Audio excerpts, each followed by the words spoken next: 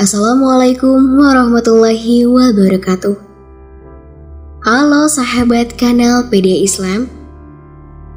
Pada tayangan di video kali ini, kita akan membahas mengenai seorang wanita muslimah yang sangat taat akan amanah suaminya. Sejatinya wanita adalah manusia yang dipandang oleh kaum laki-laki sebagai tulang rusuknya. Agama Islam juga memandang seorang wanita sebagai karunia dari Allah Subhanahu wa Ta'ala yang harus dijaga martabat dan kehormatannya.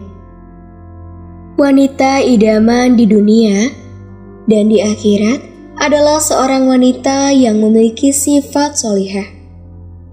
Wanita secara fitrahnya bersifat feminim, lembut, dan tidak mempunyai tenaga yang kuat dibandingkan laki-laki.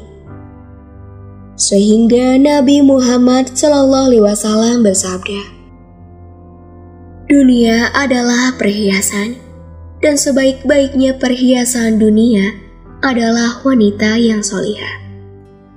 Hadis riwayat Muslim. Dan bahkan ketika Rasulullah SAW masih hidup, tersebutlah seorang istri yang sangat solihah. Wanita setia ini begitu taat kepada suaminya.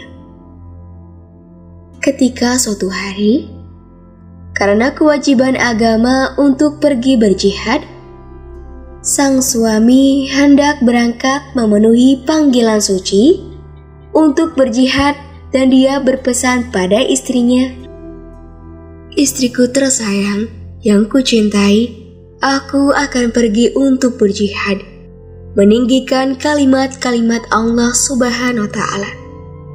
Namun, sebelum aku kembali pulang dari berjihad, kamu tidak boleh pergi kemanapun dan jangan keluar dari rumah ini." Setelah berpesan demikian pada istrinya, berangkatlah sang suami menuju medan jihad. Dan hingga beberapa hari berlalu, datanglah seseorang kepada wanita tersebut yang mengabarkan bahwa ibunya sedang sakit parah. Orang yang diutus tersebut mengatakan pada wanita solihah ini untuk segera menjenguk ibunya. "Wahai Tuan, ibumu saat ini sedang sakit keras. Mohon jenguklah beliau sekarang."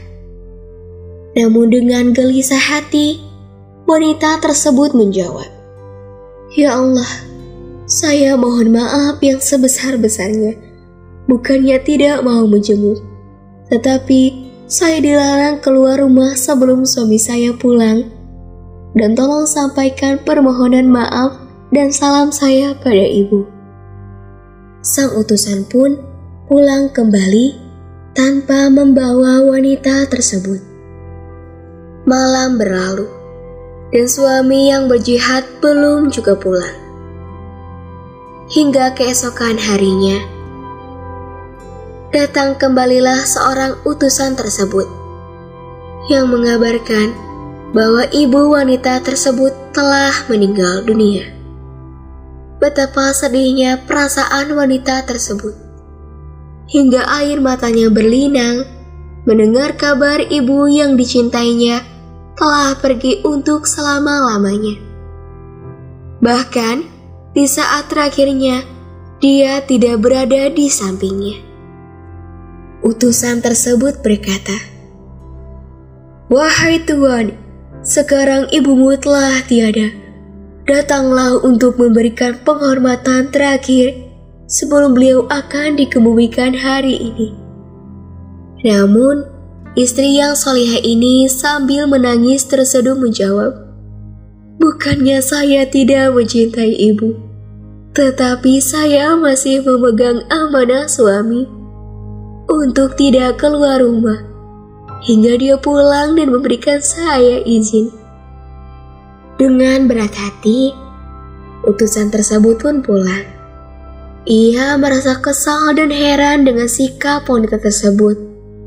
yang tidak mau datang walaupun ibunya sakit keras hingga meninggal dunia. Ia berpikir untuk mengadukan masalah tersebut kepada Rasulullah SAW. Dan dengan nada sedikit kesal, ia berkata kepada Nabi SAW, "Wahai Rasulullah, wanita itu sangat keterlaluan. Dari mulai ibunya sakit hingga meninggal dunia, dia tidak mau datang untuk menemui ibunya." Rasulullah SAW pun bertanya, "Mengapa dia tidak mau datang?" Wanita itu mengatakan bahwa dia tidak mendapat izin untuk keluar rumah sebelum suaminya pulang berjihad. Jawab utusan tersebut.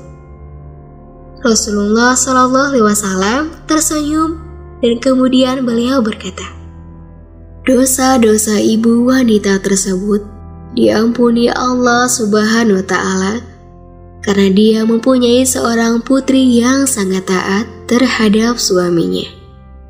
Sang utusan yang mendengar hal ini pun terdiam dan memahami bahwa apa yang beliau katakan itu memang sangat benar. Ia tidak lagi kesal dan berpikir yang bukan-bukan mengenai wanita tersebut. Terima kasih telah menonton video ini hingga akhir. Semoga pesan serta informasi yang kami sampaikan dapat bermanfaat. Terkhususnya para wanita bisa mengambil hikmah dalam kisah ini dan menjadi seorang calon atau istri yang baik serta diridhoi oleh Allah Subhanahu wa Ta'ala. Amin, amin ya rabbal alamin. Wassalamualaikum warahmatullahi wabarakatuh.